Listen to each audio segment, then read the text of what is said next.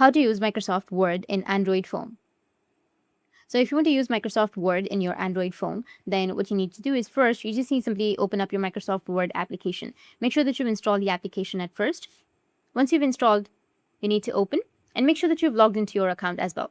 After logging in, you need to go with the plus button, which will be on the top right, and then you can create a Word document. You can go with a blank document if you want to, or you can also go with the templates. You will have a lot of templates right here. So I'll just simply go with a blank one. Now tap on got it, and here you can just simply go and add some text, and then you can tap and hold on to that text and change the color, change the font or the background color. You'll have all of those options right here. You can also swipe and you will have all of the other options as well. You'll be able to add photos, links, you'll have your table option.